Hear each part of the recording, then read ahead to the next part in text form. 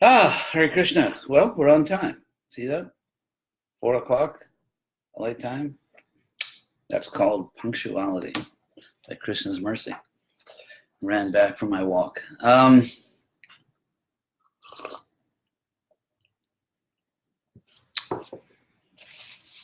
would like to read my Vyas Puja offering this year. In English, the offering I wrote for Prabhupada, as follows.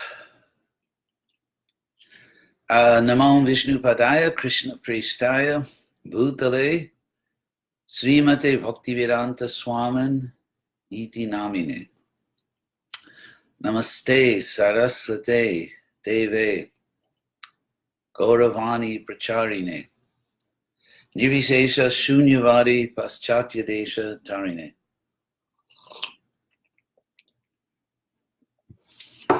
So this is my offering. Well, that was part of it. I bow to my eternal spiritual master, Srila Prabhupada. This year, I will reflect on a sublime period that I think of as a golden age of ISKCON's mission in the West. I speak of the time from 1966 to 1970, a time when Prabhupada personally knew most of his devotees, and they personally knew him. We can structurally compare Prabhupada's Leela in this world to that of Lord Krishna and Lord Chaitanya. Lord Krishna's pastimes in Mathura and Dwarka had the greatest impact on global affairs in terms of slaying demons and reestablishing pious rulers. But Lord Krishna's pastimes in Braja are the sweetest, the most intimate, and the most revealing of Lord Krishna's highest nature. Similarly, for 6 years, Lord Chaitanya traveled around India preaching with extraordinary success. But his pastimes in Navadvip, like those of Krishna in Vrindavan, are very sweet. He lives in a smaller community surrounded by family and lifelong friends. Prabhupada repeatedly circled the globe, creating and managing the Hare Krishna explosion.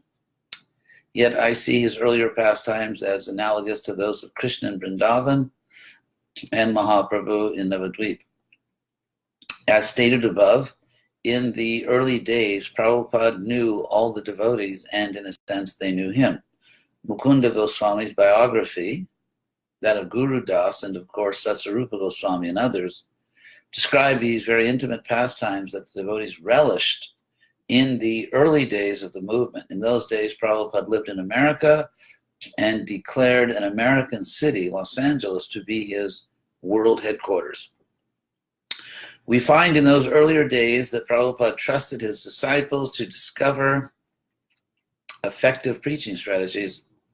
Prabhupada maintained boundaries, but within those generous boundaries, he encouraged the ingenuity, creativity, and local experience of his disciples.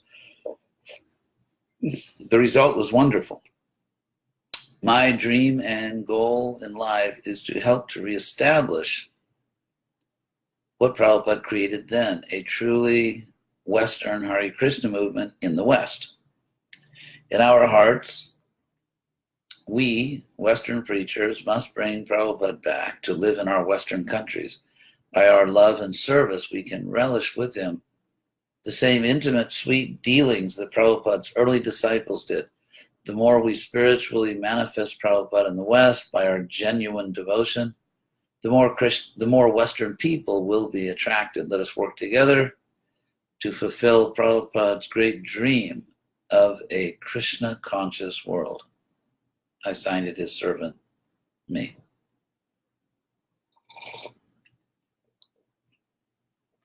Grapefruit juice, mode of goodness offered to Krishna.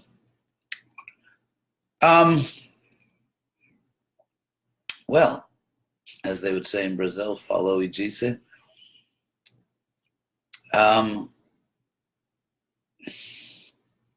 It's challenging. We live in a very strange age. I remember thinking back in the, I suppose, 80s, 90s, there had been so many revolutions, like the Industrial Revolution, and then just all the new technologies. And I thought, I guess that's about it. There's really nothing dramatically new. Everything's sort of been invented. And then the whole digital age began, and it changed everything. It's common in history that people have a sense that, well, we've discovered all there is to discover, and then, of course, everything explodes. So we live in an age, digital age, and if we look at history, Vaishnavas have never had to preach in an age like this, actually. It's interesting because on the one hand, the great acharyas are great acharyas. They show us the example of how to practice and preach Krishna consciousness. And that's always valid, and there are many eternal lessons, important eternal lessons to be learned. But specifically preaching in a world like this one is, there's no history, there's no manual on this.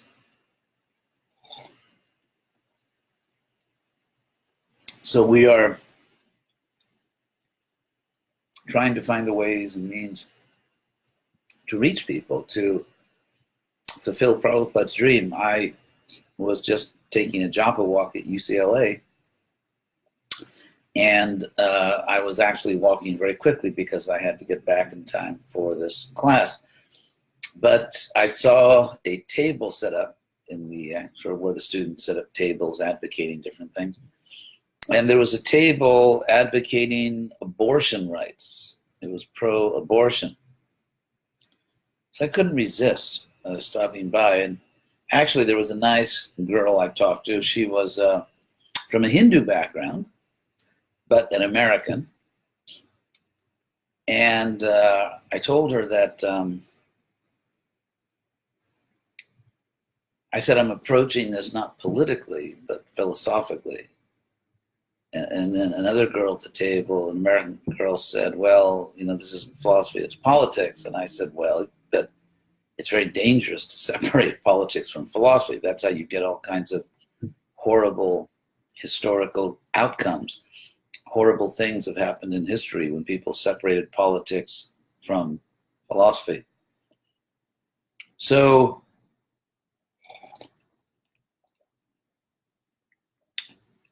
I made the point that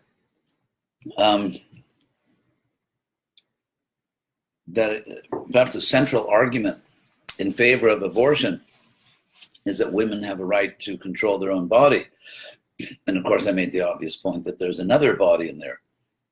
And I said, you have a very dangerous argument that's being given by the pro-abortion movement, which is that if you have two people, and let's say this person, we'll say person A, depends for their life on person B, that means that B has a right to kill A. That whenever someone depends on you for their life, you have a right to take their life. That sounds very awful, but that is the basic argument. Because the embryo is not independent, it depends on the mother, therefore the mother can kill it. So I told this person that was that argument I found to be a troubling argument, because we can imagine all kinds of horrible applications of that principle, that if someone depends on you, you have a right to kill them. And I also made the point that we were talking about equality, and I said, but if you believe in equality, that means you believe there's an objective metaphysical dimension of the universe, because equality is non-empirical, it's metaphysical. So we were talking, but of course this today is Prabhupada's appearance day, and I want to talk about Prabhupada, but the point I'm making is that Prabhupada's dream was that we would establish ourselves as the Brahmins in society. not simply to perform rituals. Too many times, you go on so many websites of Western temples, and it's all rituals, puja, rituals. I mean, we all love the deities, but the deity wants us to save people through knowledge. And Krishna himself says in the Bhagavad Gita, Shreyan Dravyamaya Yagya, Jnana Yagya, that better than simply offering material paraphernalia, as in puja, is to offer knowledge. And Prabhupada himself said that to me. He said that for the more advanced devotees, there's knowledge, books, teaching people. That's for the more advanced devotees. So, and yet you go on the websites, I mean, practically every temple I can think of in North America, you go on the website and it's all these rituals, puja, and very little about knowledge. And nothing, it gives our doctrine, like our doctrine is, but nothing like intelligent, interesting arguments or taking on current issues and showing how Krishna consciousness has a solution. Nothing like that. Not at all about knowledge, not at all about attracting intelligent people, just rituals and puja, because apparently people who like rituals and puja give more money than people who like knowledge, and do the math. So we're about rituals and puja. So if you're alive in this age, I saw in North America, in January, a group of leaders met and to try to figure out how do we strengthen our movement and what should we do. And interestingly, they had 10, and this is North America, this is in the West, and they had 10 priorities or 10 projects that we really need to focus on. And number 10, the last one, was Western preaching. It was in the list, but it was last. And then they said, well, 10 is a lot, so we picked out 4 that are really important, and Western preaching is not really important. Having been trained by Prabhupada, I found this to be achintya, inconceivable. And these are the senior leaders who did not think that Western preaching is a priority in the West. Western preaching is not a priority in the West. The number 1 priority was book distribution, but not, they didn't say like, we need to distribute books that people will actually read. We need to distribute books that people will read and understand. Books that have been proven to actually, that people read and understand them, nothing like that. No measurement, and Western preaching, somehow reaching Western people directly, was not a priority in the West. That is the movement that we're in right now. That is the Hare Krishna movement that we're in right now. And it's Prabhupada's movement, but it's, so today on Prabhupada's Appearance Day, it seems to me that we really need to rededicate ourselves. God only knows, to quote the Beach Boys, God only knows what we can accomplish, how much Krishna will empower us. It's not in our hands, it's in Krishna's hands, but we really have to try, because when I read that report on what the leaders of North America felt were priorities, and Western preaching was not a priority in the West, I just thought to myself, oh my God, I just pray that Krishna empowers us to save this movement. I really hope that Krishna will empower us to save this movement. Prabhupada, as we know, gave his life, literally gave his life, gave every drop of his blood, his energy to build up this mission. In the Western world, everything that Prabhupada worked for has very much been reduced.